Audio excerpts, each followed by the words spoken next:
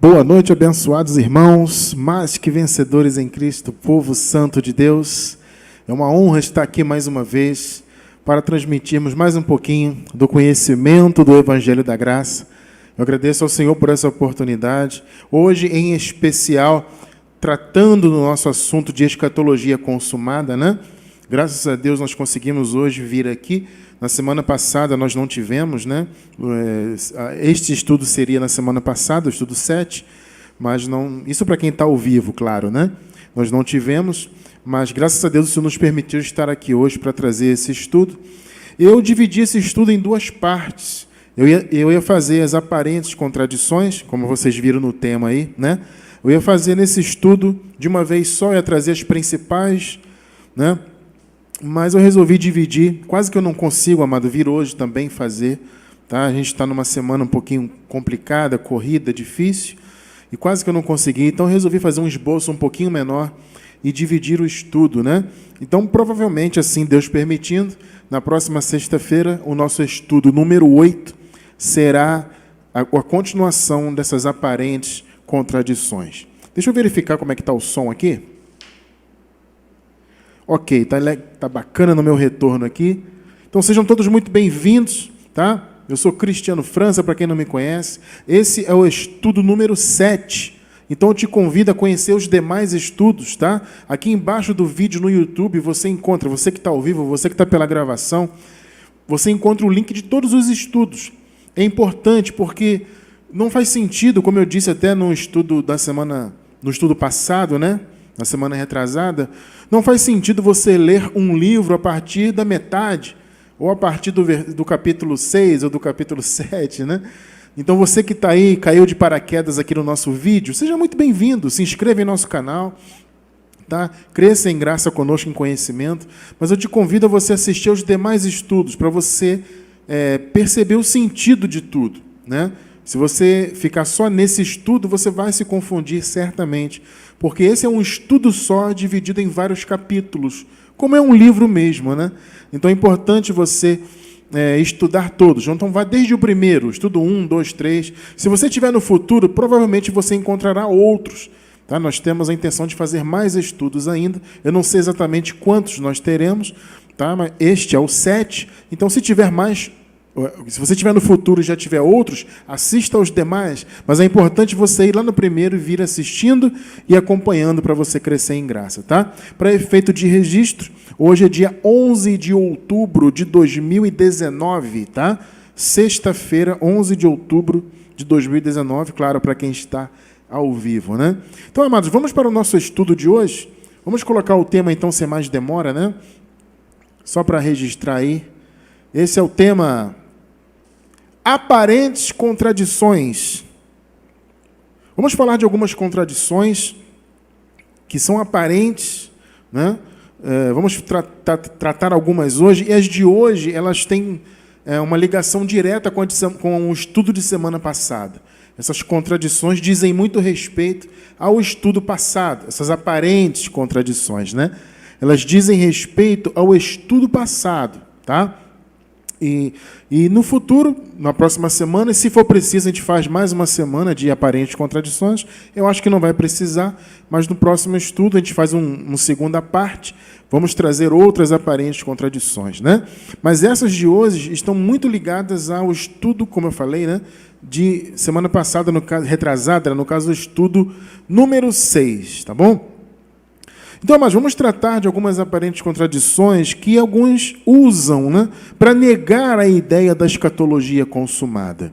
O que a escatologia consumada defende? Para você que está assistindo esse vídeo como primeiro, né? O que nós defendemos? Que, como o próprio nome já diz, a escatologia bíblica está totalmente concluída, consumada, já foi realizada. Nós entendemos, mesmo porque o texto bíblico nos apresenta isso de maneira... No meu modo de entender, e eu acho que quem está acompanhando os estudos também já entende isso, de maneira muito clara, tá? Que já tudo foi consumado. E a própria história da humanidade nos apresenta bases históricas muito consistentes que mostram que, de fato, toda a escatologia foi consumada e há registros históricos disso. Então é importante você estar ligado nisso, porque existe essa ideia de que tudo vai acontecer no futuro. Só que para você colocar a escatologia no futuro, a volta de Jesus no futuro, e tudo que diz respeito à volta dele, né? Tudo que foi profetizado que aconteceria, como já aconteceu na volta dele, para você colocar no futuro, você tem que tirar a Bíblia de lado, colocar a Bíblia de lado, entende? E começar a criar, a fantasiar coisas, ideias extra-bíblicas. Como muitos dizem, que vai vir ainda um anticristo e que a tal número da besta vai vir ainda, vai se materializar, marca da besta, é um chip. Tem gente que fala isso, né? É um chip, vai ser colocado na mão, e eu não sei o que na testa, e o terceiro templo. Note que a Bíblia não fala em terceiro templo. Então a pessoa tem, para ela colocar no futuro, ela tem que criar um suposto terceiro templo, para poder encaixar a narrativa, entende? Só que a Bíblia, repito, ela não fala de terceiro templo algum. Não tem isso. Entende? Então, são coisas que são inferências. É o famoso achismo, né? Não, vai haver. Mas onde está escrito na Bíblia que vai haver? Se a Bíblia dissesse, olha, e haverá um terceiro templo, que vai acontecer isso, isso e isso. A Bíblia não fala disso. Então as pessoas tiram ideias extra-bíblicas, ou seja, de fora da Bíblia, para poder basear o entendimento. Então vai vir um anticristo, vai vir uma besta, vai vir ainda o homem do pecado, tudo vai vir ainda, Jesus vai voltar. A escatologia consumada apresenta um raciocínio baseado na Bíblia, não em elementos extra-bíblicos, e como eu disse, há fundamentos históricos também, que nos ajudam bastante a entender. Para mim, só a Bíblia já era suficiente, que é muito claro. Mas, além disso, tem fundamentos históricos. Então, a escatologia consumada defende isso. E na semana, no caso, semana retrasada, né, ou no estudo passado, vamos dizer assim, no estudo passado, número 6, nós falamos a respeito de arrebatamento, ressurreição, né, e transformação. E trouxemos ali uma perspectiva bastante interessante e totalmente alinhada com a visão que a Bíblia nos apresenta a respeito de escatologia. Ou seja, que tudo já foi consumado. E trouxemos conceitos reais e verdadeiros do arrebatamento, não um conceito imaginário, né? Que as pessoas dizem que arrebatamento vai ser no futuro e que a retirada das pessoas fisicamente da terra, ou seja, quando Jesus voltar supostamente no futuro, os que estiverem vivos no dia vão sumir fisicamente. Veja, isso não é arrebatamento, isso é outra coisa. É o que nós vamos ver já já. Isso que eles dizem que a pessoa sumir e ser retirada fisicamente, não passar pela morte. Isso contraria vários princípios bíblicos, nós já vimos no estudo passado, eu vou relembrar alguns pontos hoje, mas isso contraria bastante algumas premissas bíblicas, né? Quando as pessoas dizem que alguém vai sumir, né, e não vai ver a morte, isso é contraditório em relação à palavra. E esse tipo de pensamento de alguém sumir fisicamente e ser levado a outro lugar, isso não é arrebatamento, isso é outra coisa. A gente vai chegar lá, tá bom? Vamos caminhar então, abençoados. O esboço hoje não está muito grande, tá? Como eu falei para vocês, provavelmente o estudo vai ficar bem menor em termos de tempo, tá? Mas a gente vai com calma, é bom que a gente vai devagarzinho, né? Pegando aí os conceitos e tudo mais. Antes da gente entrar propriamente no que a gente quer falar hoje, eu quero deixar uma coisa muito clara aos abençoados. Algumas pessoas que são contra a visão da escatologia consumada nos apontam e dizem que nós negamos a ressurreição. Você que está aprendendo a escatologia consumada com a gente, fica esperto com isso, abençoado. Fica esperto, porque você, de repente, pode ler algum comentário, ou alguém, né, você vai falar com um amigo, ele não aceita, vai, né, trazer esse entendimento para você de que, cuidado com esse pessoal da escatologia consumada, porque eles negam a ressurreição. Amados, isso é uma grande besteira, uma grande mentira. Tá? É impossível você negar a ressurreição, porque se você nega, porque para negar a ressurreição, você tem que necessariamente negar a Bíblia. Porque a ressurreição é bíblica. Então não existe esse negócio de que nós negamos a ressurreição. Como é que eu vou negar algo que está na Bíblia? Na verdade, amados, quem é negacionista são os futuristas. Porque eles negam o que a Bíblia fala. A Bíblia mostra Jesus dizendo o seguinte: não passará esta geração sem que essas coisas todas aconteçam. Eles negam, inventam outras interpretações e tal. Aí Jesus diz: olha, alguns de vocês que estão aqui não verão a morte até que me vejam vir no reino. Aí eles negam que Jesus disse isso e dizem: não, Jesus estava falando da transfiguração. Amado, não tem nada a ver. Jesus fala claramente da vinda dele no reino. E que alguns estariam vivos na ocasião. Então, quem é negacionista são os futuristas. Eles, na verdade, é que negam a ressurreição. Porque a ressurreição já aconteceu e ela está à nossa disposição. Por quê? Porque hoje, quando essa carne aqui morre, e ela tem que morrer, como nós vimos semana passada, e vamos relembrar hoje um pouquinho do que nós vimos semana passada. Quando ela morre biologicamente, na verdade, nós não morremos. Porque essa carne ela é só uma vestimenta, ela é um invólucro. O nosso verdadeiro eu é o eu espiritual. É quem somos no homem interior. Nós não morremos. Quando essa carne aqui é descartada, vamos usar esse termo, né? Quando ela for descartada, ou seja, quando ela morrer biologicamente, nós imediatamente assumiremos o corpo glorificado. Isso é a ressurreição. É imediata. Nós não veremos a morte, na verdade. É o que nós vimos semana passada. Quem morreu antes do ano 70, inclusive antes da cruz e antes do ano 70, esses que morreram lá ficaram presos à morte. Presos ao Sheol, ao Hades, né, no grego, né, que é o que? O lugar dos mortos, a sepultura. Eles viram a morte, eles experimentaram a não existência. Porque morte na Bíblia, amado, é mais do que a morte biológica desse corpo. A morte é o aprisionamento, é o aguilhão, é a prisão na sepultura. Quem morreu naquela ocasião antes da vinda de Jesus ficava preso na morte, preso no aguilhão da morte. Vocês entendem? Isso nós não experimentamos mais porque nós não morremos. Então, o que acontece conosco, se eu fosse usar aqui uma metáfora, eu diria que nós apenas trocamos de roupa. A gente deixa essa roupa, entre aspas, né, esse corpo biológico aqui atual, de lado, porque ele vai se esvair, vai acabar, porque esse é o destino desse corpo, é acabar mesmo, e vamos assumir a nova vestimenta. Ou podemos também chamar de moradia. Essa moradia que acaba, e nós assumimos uma nova moradia. E o corpo glorificado, é promessa de Deus. Então nós não veremos a morte. Entende isso? A morte biológica é só uma troca de situações, de circunstância, vamos dizer assim. Porque Paulo diz que este corpo aqui, Paulo compara a uma semente. Ele diz, olha, para que haja planta, para que a planta nasça, a semente tem que morrer. Gente, o Paulo deixa isso muito claro. Então ele usa essa metáfora, a semente é plantada, mas se a semente não morrer, não nasce uma planta nova, ou uma árvore, etc. Ele usa como metáfora da troca dos corpos.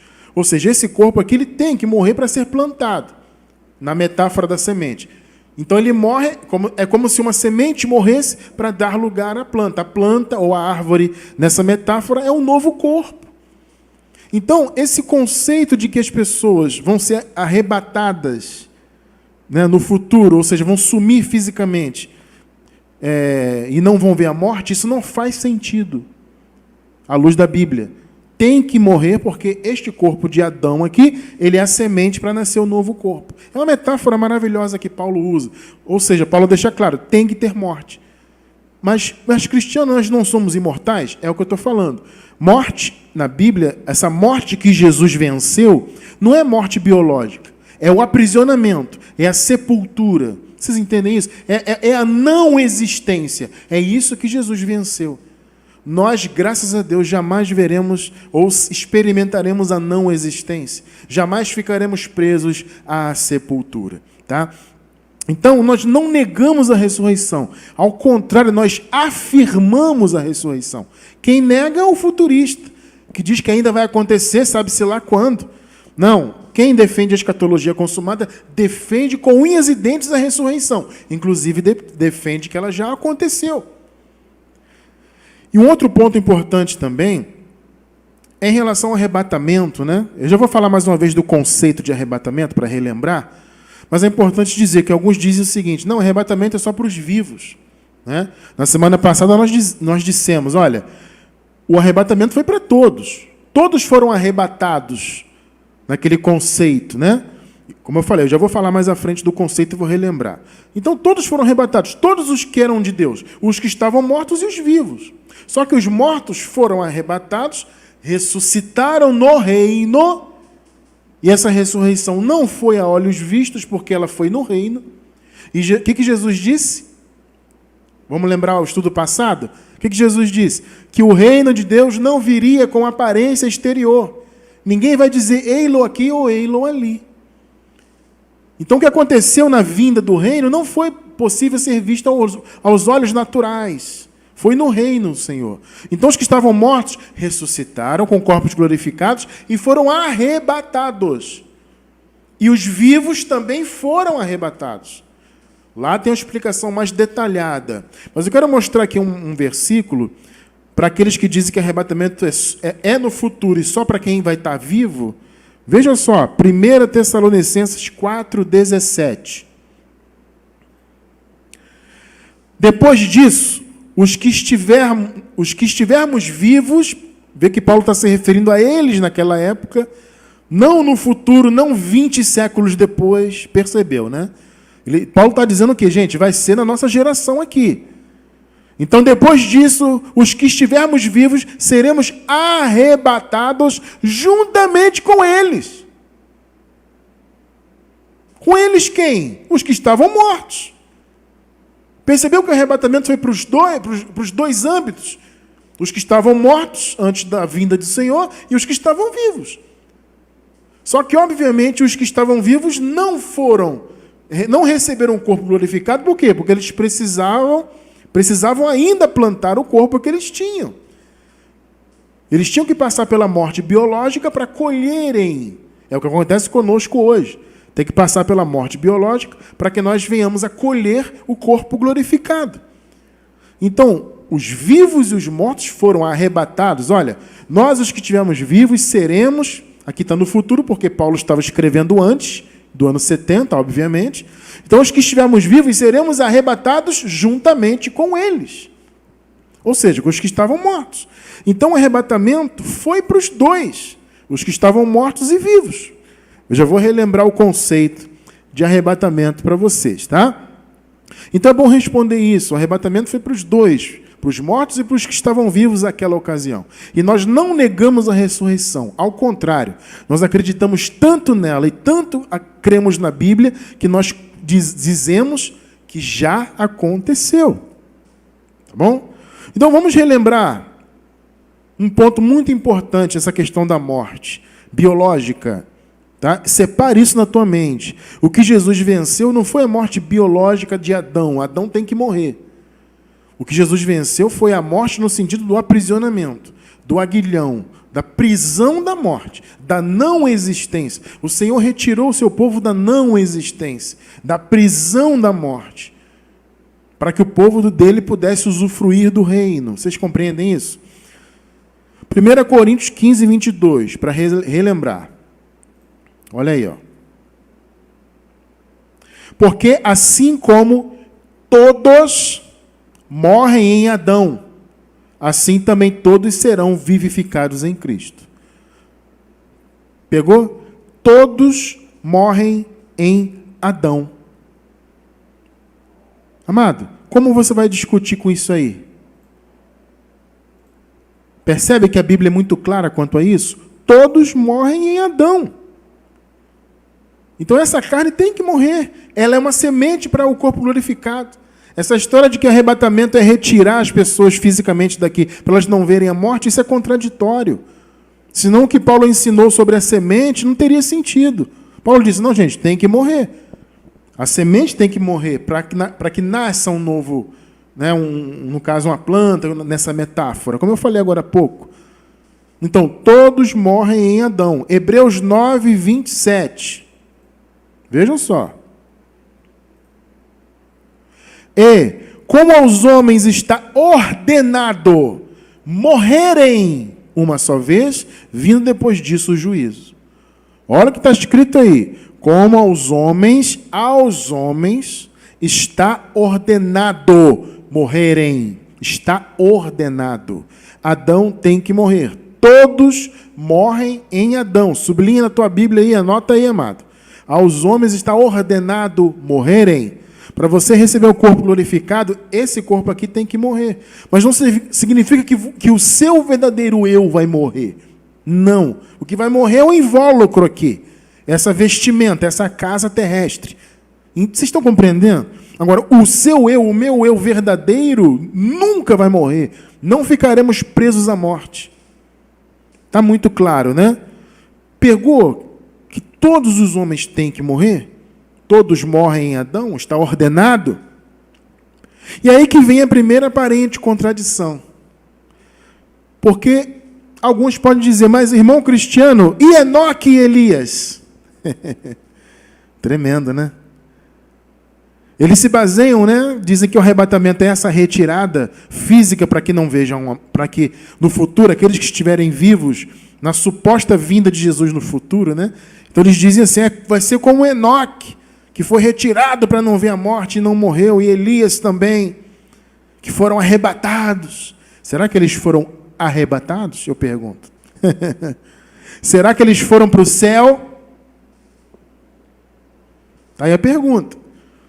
Porque, de fato, é um bom argumento, né? Enoque foi arrebatado, foi retirado do mundo e não morreu, assim como Elias.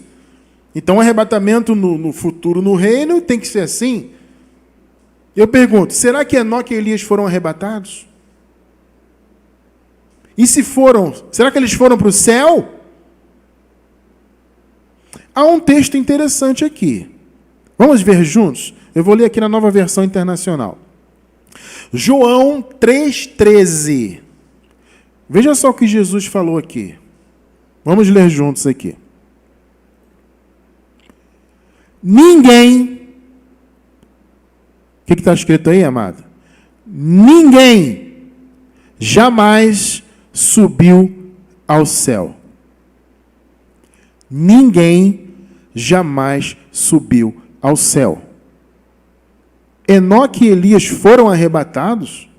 Eles foram para o céu? Olha o que Jesus está dizendo aqui. Ninguém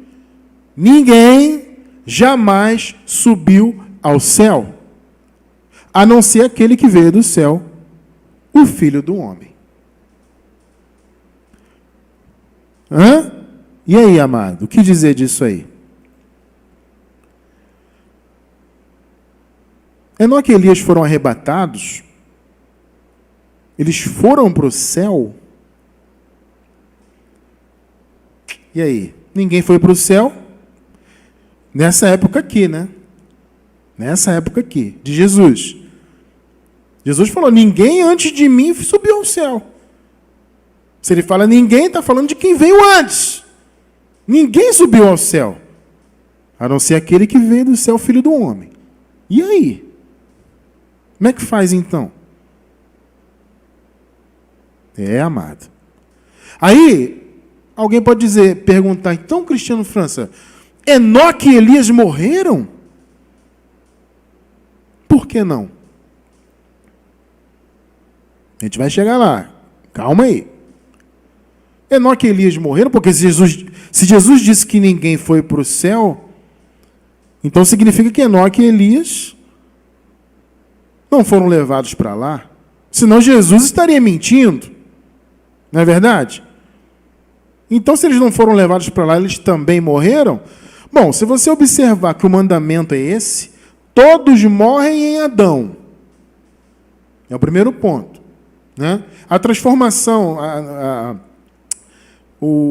a ressurreição, né? Onde concedeu no ano 70 os corpos glorificados, só aconteceu lá no ano 70. Na vinda do Senhor, na parousia de Jesus. Então, Enoque e Elias não puderam ser glorificados antes. Então eles morreram? Olha, amados, eu sempre entendi que Enoque e Elias não tinham morrido, né? Eles realmente foram levados, né? Não passaram pela morte. Mas isso contraria, né, o que nós vimos. Bom, todos morrem em Adão. Está ordenado ao homem morrer. E aí, como é que fica? E ninguém foi para o céu. Então, se eles foram arrebatados, eles foram para onde? Então, vamos ver aqui o texto, Gênesis 5:24. Olha só. E andou Enoque com Deus, ele tinha muita intimidade com Deus, e não apareceu mais, porquanto Deus o tomou para si. É um texto bem interessante, né? Diz que não apareceu mais. Ninguém mais o viu. Deus tomou ele para si. Há um texto em Hebreus que é até mais específico. Vamos ler? Hebreus 11:5. Observe bem a palavra que está sublinhada. Pela fé, Enoque foi o quê? Trasladado. Observe bem. Ah, mas irmão Cristiano França, eu tenho uma Bíblia que a versão dela diz que ele foi arrebatado. Tudo bem. De fato, existem versões que diz que Enoque foi arrebatado. Porém, a palavra no grego é outra. Por isso que eu perguntei, será que Enoque realmente foi arrebatado? Porque a palavra no grego para arrebatamento é uma, e aqui em Hebreus 11:5 é outra. A gente já vai ver isso. Então, a melhor tradução para essa palavra que aparece aqui é traslado, não arrebatamento. Ah, mas não é a mesma coisa? Negativo. São conceitos completamente diferentes. E quem viu o estudo passado já começa a concluir isso. Então, Enoque foi trasladado, transportado, para não ver a morte. Aí, Cristiano, para não ver a morte. Ah, tudo bem, amado, mas vamos lá, vamos caminhar. E não foi achado, porque Deus o trasladara, visto como antes da sua trasladação alcançou o testemunho de que agradara a Deus. É um relato muito interessante aqui, né? Nessa carta aos Hebreus, do capítulo 11. Enoque foi trasladado, não arrebatado. Não é a mesma coisa. Para não ver a morte. Mas, quando você lê esse versículo, isso implica necessariamente que ele não morrera? Não é, Cristiano? Sim, está óbvio. Mais uma vez, abençoado, vamos pensar. Pela fé, Enoque foi trasladado, é diferente de ser arrebatado, para não ver a morte. E se ele foi trasladado, e você já vai entender o conceito direitinho disso aqui, para ele não ver, por exemplo, uma morte iminente? Quem sabe? Veja, eu estou interpretando, amado, baseado em quê? Em que ninguém foi para o céu. Na época de Jesus, até a época de Jesus. Observe bem isso. Ao homem está ordenado morrer. Todos morrem em Adão. Tá? Enoque não foi arrebatado, ele foi trasladado para não ver a morte. Mas que morte? Será que ele deixou de ver a morte definitivamente? Ou ele deixou de ver uma morte? Será que Deus não o tomou para si para guardá-lo de uma morte iminente? De algum inimigo que quisesse matá-lo, por exemplo? Porque ele não foi achado. Olha o que está escrito aí. Ele não foi encontrado. Porque Deus o trasladara. Observe o contexto no versículo 13. Olha só que esse contexto é tremendo, hein? Olha só. 13, 11 e 13. Olha aí. Todos estes morreram na fé. Opa, peraí. Todos estes inclui Enoque? E por que não? Observe que é o contexto. Aqui no contexto, o texto está dizendo, se referindo a vários chamados heróis da fé, que morreram lá antes da cruz. Enoque está no meio. E eu pergunto para você, existe no texto alguma palavra que fale de alguma exceção? Aí é que está o ponto. Porque o texto poderia dizer, exceto Enoque, todos os outros morreram na fé. É isso que o texto diz? Não, não é. Eu sempre estranhei esse texto, mas eu sempre usava aquela desculpa da exceção. Todos morreram na fé, exceto Enoque, é óbvio. Mas por que o texto não deixa claro? Percebe? Quando eu digo que Enoque é uma exceção, é uma coisa que eu que estou lendo o texto, estou decidindo que é assim. Você vê várias pessoas aí interpretando, inclusive eu, amado, interpretei muito assim. Enoque é exceção, tal, mas Jesus disse que ninguém foi para o céu. Está dito na Bíblia que todos morrem. Está ordenado ao homem morrer. Paulo diz, para receber corpo glorificado, tem que morrer. Porque esse corpo aqui, metaforicamente, é uma semente. Então o texto está deixando claro, todos estes, quem são estes? Os que estão no contexto, inclusive Enoque. Todos estes morreram na fé, sem terem recebido as promessas, mas vendo-as de longe, crendo-as e abraçando-as, confessaram que eram estrangeiros e peregrinos na terra. Todos estes morreram na fé. Todos. O texto não excetua Enoque. Então, seria errado eu interpretar quando diz que Enoque foi trasladado, que é diferente de ser arrebatado. Não dá para você usar o exemplo de Enoque só pela diferença das palavras, já não dá. Pela fé, Enoque foi trasladado para não ver a morte. Ok, mas e se ele não viu um tipo de morte, por exemplo? Deus amava tanto Enoque que andava com Deus, Deus de repente pode ter o livrado de alguma morte iminente. Mas Cristiano, você também está inferindo. Quem infere que ele é uma exceção, também está inferindo. E aí? Agora, eu tenho base quando eu vejo o que eu já li lá em cima, que nós lemos juntos aqui.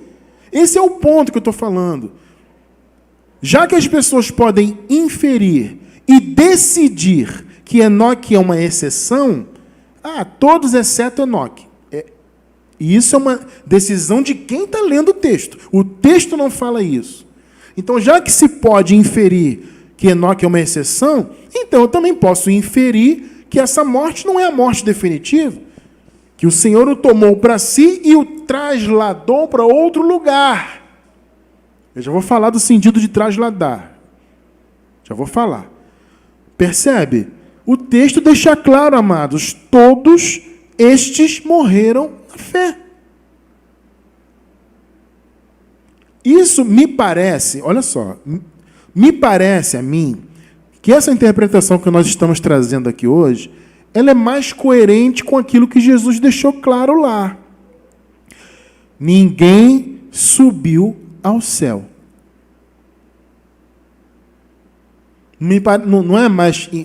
Não parece mais palpável se você compara com o que Jesus falou? E quando você entende que todos morrem em Adão, está ordenado ao homem morrer. Então eu passei a ver esse texto aqui da seguinte maneira: Enoque foi trasladado, foi tirado de um lugar para o outro, para não ver alguma morte, algum perigo de morte. Deus o amava e o protegeu, mas ao seu tempo ele morreu. Sabe-se lá quando? Ninguém mais o viu. Ele, foi tirado de um lugar para outro. Então, os que conviviam com ele não o viram mais. Mas ele morreu, porque todos estes morreram na fé. E agora? Então, no meu modo de ver, Enoque morreu. Entende? Mas Cristiano, calma que a gente vai chegar lá. E Elias, abençoado? Vamos lá. Segundo o livro dos Reis, Segundo Reis, capítulo 2, verso 11, diz que Elias subiu ao céu, num redemoinho. Ele também foi trasladado, não arrebatado. Tá? Por quê, abençoado? Vamos ver por quê. 2 Reis 2:11. Vamos lá. E sucedeu o quê? Indo eles andando e falando, no caso Elias e Eliseu, né? Eis que um carro de fogo com cavalos de fogo os separou um do outro. E Elias subiu ao céu num redemoinho. Olha aí. Mas, Cristiano França, e agora? Jesus disse que ninguém foi ao céu. Pois é. Se ninguém foi ao céu, então que céu é esse que Elias foi? É o paraíso? Ou Eliseu viu Elias subindo, simplesmente? Porque uma coisa é você subir e ir para o céu, né? Eu, quando entro num avião e o avião decola, eu estou indo para o céu. Agora, eu estou indo para o paraíso? Não necessariamente, né? Hã? Percebeu? Ir para o céu não significa necessariamente ir para o paraíso. Pega um helicóptero, o helicóptero sobe, você está lá, você está indo para o céu.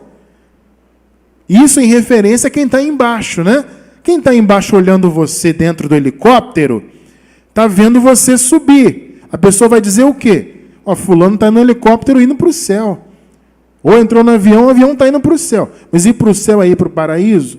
Porque Jesus disse, ninguém foi ao céu. Ele estava se referindo claramente ao paraíso. Então, que céu é esse que Elias foi? Sabe qual é o problema da questão de Elias também, abençoados? É que Eliseu viu Elias ir para o céu, mas ele pode ter ido para o céu para ter sido levado para um outro lugar. Assim como a gente entra num avião aqui, vai para o céu e desce em outro lugar. Por que eu estou dizendo isso? Porque existe um registro histórico muito interessante na Bíblia, né? Histórico e bíblico, inclusive, que nos mostra que depois desse traslado de Elias, onde ele foi visto por Eliseu indo para o céu, aparece uma carta de Elias. Anos depois, parece que 5 anos depois, se eu não me engano, aparece uma carta de Elias, enviada lá no reino de Judá. Elias era profeta no reino de Israel. E ele enviou no reino de Judá uma carta. Segundo Crônicas 21:12, vamos ler. Então Jeorão, que é nessa ocasião aqui o rei de Judá, recebeu uma carta do profeta Elias, que dizia, assim diz o Senhor Deus de Davi, seu antepassado, você não tem andado nos caminhos de seu pai Josafá, nem de Asa, rei de Judá. Jeorão recebeu uma carta de quem, meu amado? Uma carta do profeta Elias. Anos depois de Eliseu ver Elias subir. Como nós interpretávamos isto? É uma exceção que Deus abriu e que Elias deixou a carta escrita antes. Né? Ele deixou com Eliseu e Eliseu deu um jeito lá de mandar, né? Pode ser? Até pode. Agora, faz sentido? Para mim, não. Para mim, não faz. Entende? Porque Eliseu ficou lá, substituindo Elias no reino de Israel. Só que essa carta foi para o reino de Judá. Então, o chamado de Elias não era com Judá, era com Israel. O que nós podemos entender aqui? Que Elias foi levado ao reino de Judá para ser profeta lá e mandou a carta. Mas Cristiano, tudo bem, você pode entender que não, mas qual é a lógica de anos e anos depois dele ter sido, trasladado e levado, apareceu uma carta dele enviando, inclusive comentando assuntos atuais, né? Estava ele comentando na carta assuntos atuais e profetizando lá contra a vida do Georão. Então, seria errado eu dizer que Elias se manteve vivo, foi levado por Deus de Israel para Judá, para ser profeta lá e depois morreu também a seu tempo? Não, para mim não é loucura nenhuma isso. Isso, inclusive, corrobora o que Jesus falou. Ninguém foi ao paraíso. Ninguém subiu ao céu. Isso corrobora com o que Paulo disse. Para receber corpo glorificado, tem que morrer. Isso corrobora com o que está escrito sobre a morte. Todos morrem em Adão. Adão é morte biológica, né? O que diz? Está ordenado ao homem morrer. Então, se eu disser que Elias morreu, eu não vou estar contradizendo a Bíblia, amados. Vocês estão percebendo o detalhe? Se eu decidir que Elias de fato foi levado e não morreu, tudo bem, eu posso interpretar assim. Assim como eu posso interpretar que Enoque também. Ele foi trasladado, não arrebatado, trasladado. Eu posso entender, ele foi levado. Posso. Mas se eu disser que ambos morreram, eu estou negando a Bíblia? Não, porque a Bíblia diz que todos morrem em Adão. A Bíblia diz, está ordenado ao homem morrer. A Bíblia diz, tem que plantar esse corpo como semente, a semente tem que morrer para receber um novo corpo. É o que a palavra diz. E mais do que tudo isso, Jesus disse, ninguém subiu ao céu. Então, se eu interpretar que Elias foi para o reino do sul trasladado para ser profeta lá para Jeroão, eu não estou negando a Bíblia. Se eu disser que Enoque foi trasladado para ser livrado da morte, de uma morte, uma iminente morte, também não estaria negando a Bíblia. Ele foi trasladado, protegido, Deus o guardou para si, e depois ele morreu a seu tempo. Quem sabe? O texto bíblico não é claro. Então, tudo o que se fala são inferências. São coisas que quem lê decide que é assim. Entende isso? Agora, se você pega a base do que a Bíblia diz, ninguém foi ao céu. O homem tem que morrer. Está ordenado morrer. Eu acho que não é nenhuma loucura eu dizer que Elias e Enoque morreram. Né? O texto deixou muito claro lá em Hebreus. Todos estes morreram na fé. E não há nada no texto que excetue Enoque. Nesse versículo 13, especificamente, não há nada nele que diga, exceto Enoque, todos estes morreram. Não tem nada disso no texto. Então, quem diz que Enoque é uma exceção, está inferindo, está decidindo que é assim. Percebeu? O que acontece, amados? Mas vamos lá. Cristiano França, tudo bem. O que você falou faz sentido, mas ainda assim eu acredito que Enoque e Elias foram levados, né? E não morreram. Eu acredito. Tudo bem, amado. Eu particularmente já não acredito mais nisso. Para mim, o que eu mostrei para vocês aqui, os textos anteriores, deixa muito claro que não há exceções. Todos têm que morrer. Isso na minha visão. Então eu entendo que não é loucura, não é negar a Bíblia, dizer que Enoque e Elias morreram. Os textos bíblicos falam isso. Não fala que Elias morreu, mas diz que no futuro uma carta dele apareceu lá. Aí você diz que ele escreveu antes, mas aí é uma inferência. É você que decidiu isso. Entendeu? Nós é que interpretávamos assim, é que decidimos assim. Ah, não, ele escreveu antes. Ah, tudo bem, mas a Bíblia não diz isso. Mas, Cristiano, tudo bem, eu entendo que... Eu ainda vou me decidir, mas eu acho que eles morreram, que eles não morreram. Tudo bem, ainda assim não se pode usar o exemplo deles, né, como base para o arrebatamento na vinda do Senhor. Por quê? Porque são conceitos diferentes. E agora que eu entro aqui para relembrar, o conceito de arrebatamento é o quê? Vem da palavra arpazo, nós vimos semana passada isso, que é o quê? É a retirada à força de algo que pertence a alguém e venha um outro alguém e retira a força. Ou algo que está sob a tutela, sob os cuidados, ainda que não pertença à pessoa, mas está com a pessoa, vem alguém e retira dela. Isso é arrebatamento, esse é o conceito.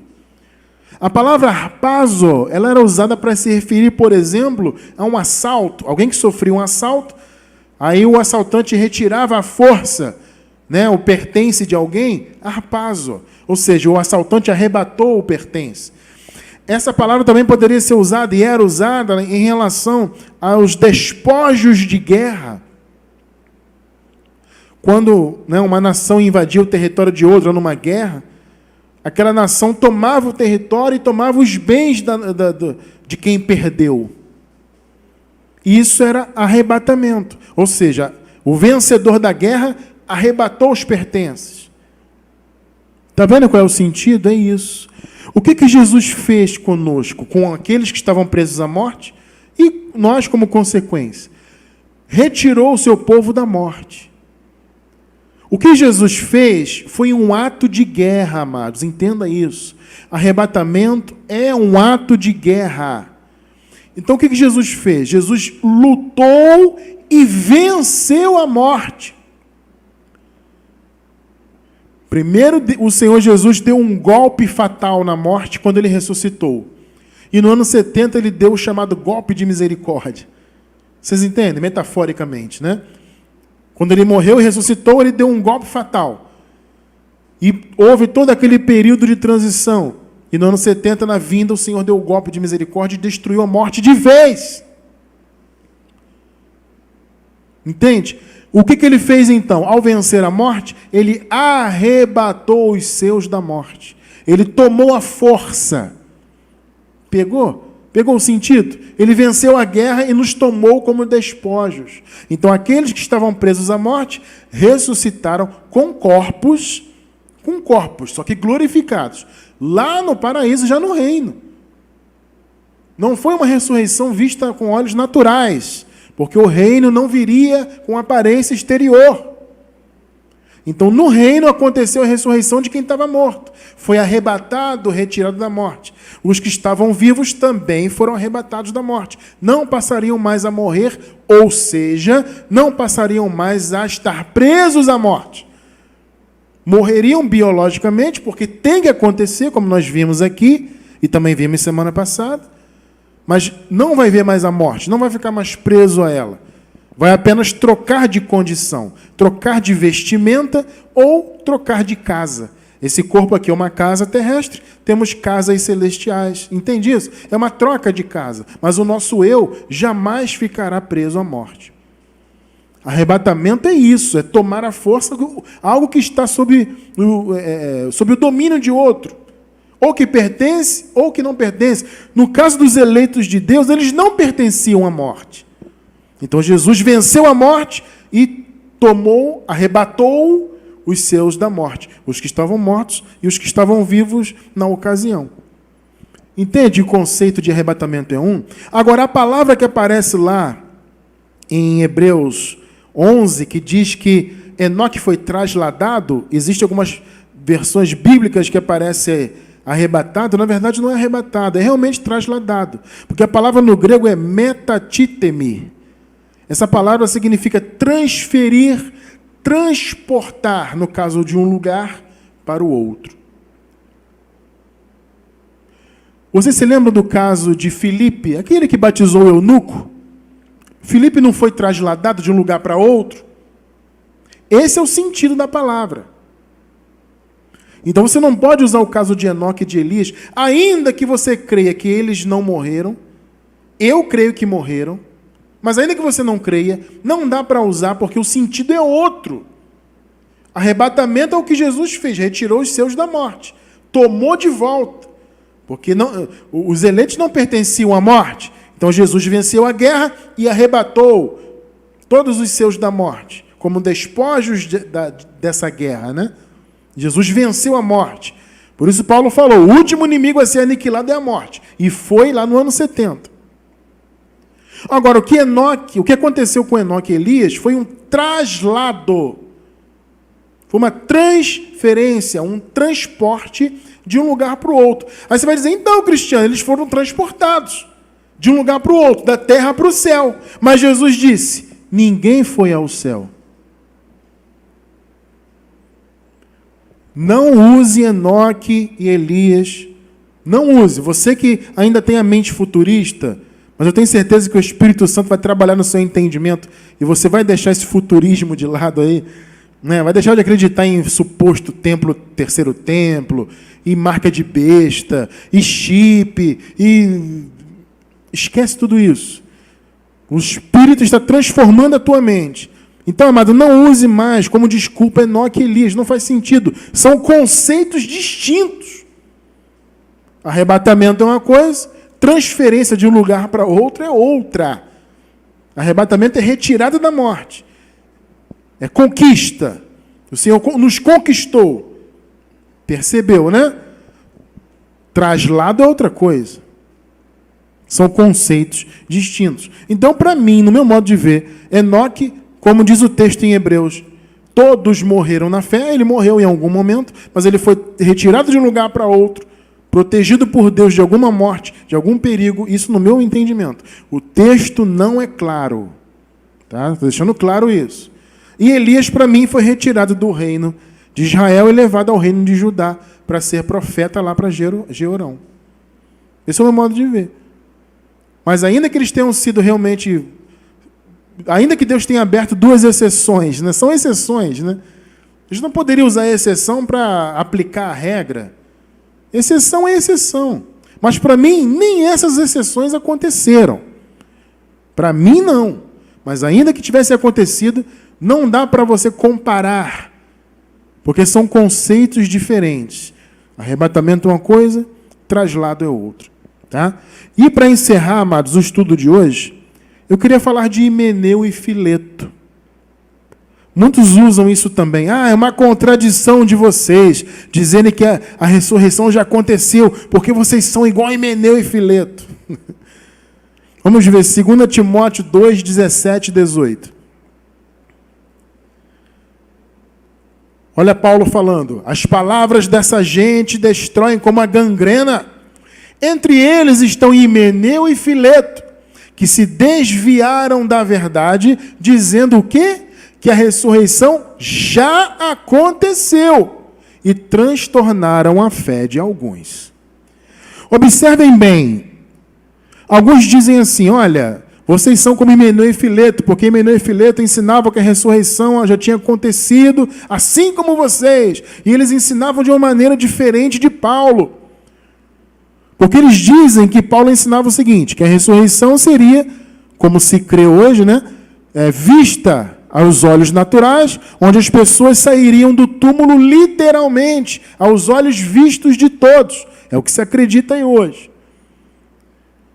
Então eles dizem, olha, Himeneu e Fileto pregavam igual vocês, que a ressurreição não poderia ser vista e que já tinha acontecido.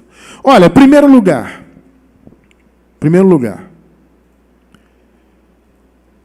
em momento algum você observa Paulo falando da forma como Himeneu e Fileto defendiam a ressurreição. Paulo não fala da forma. Você está percebendo isso? Paulo não fala do modelo de ressurreição, melhor dizendo, vamos usar essa palavra, né? Em momento algum Paulo cita o modelo. Paulo não diz, olha, o modelo de ressurreição é diferente. Não. Paulo fala do tempo. É muito provável. Qual a ressurreição que Paulo ensinava? Obviamente é a mesma que nós ensinamos aqui. A ressurreição acontecida no reino, no advento de Jesus, no âmbito do reino. Jesus disse o quê? O reino não vai vir com aparência exterior. Né? Então Paulo não poderia dizer, olha, vocês vão ver as pessoas saindo do túmulo. Você acha que Paulo ensinava isso? É claro que não. Paulo também ensinava que a ressurreição não seria vista aos olhos naturais. Você vê que Paulo, repito, ele não censura o modelo. Paulo podia dizer, ô Timóteo, Himeneu e Fileto estão ensinando aí um modelo diferente. Não, Himeneu e Fileto ensinavam exatamente o mesmo modelo do que Paulo. Tanto, amados, que eles conseguiram enganar alguns.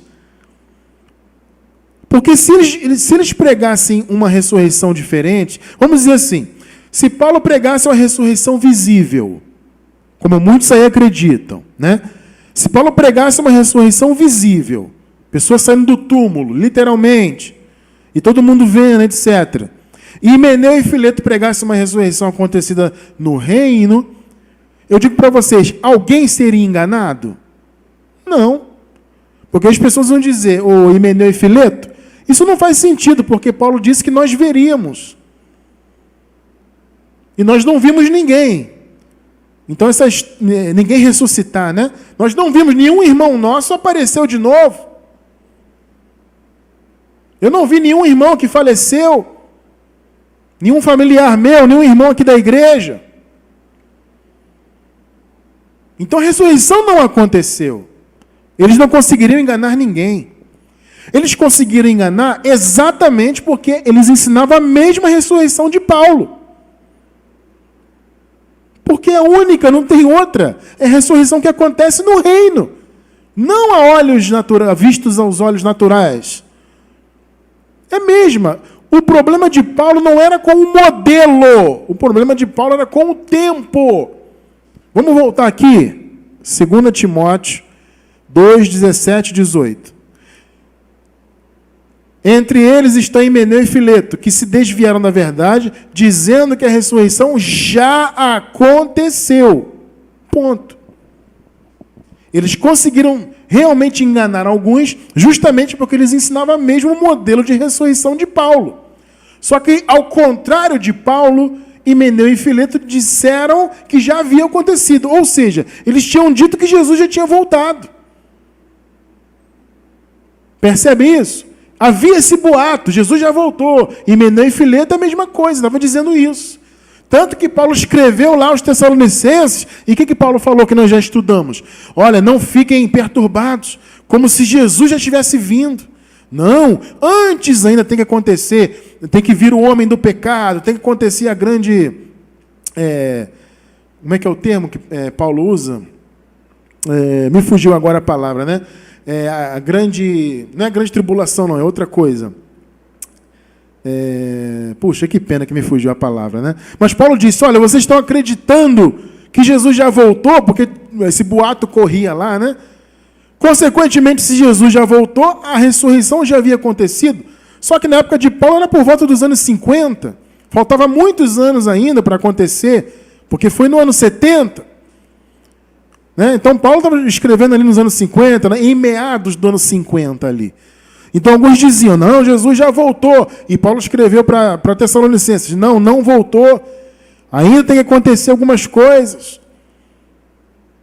Tem que se manifestar o homem do pecado. Aí ele começa a falar, começa a trazer vários pontos ali. Coisas que tinham que acontecer. A rebelião, né, dos judeus contra Roma. Apostasia, amado, lembrei. Graças a Deus. Ainda tem que acontecer a apostasia.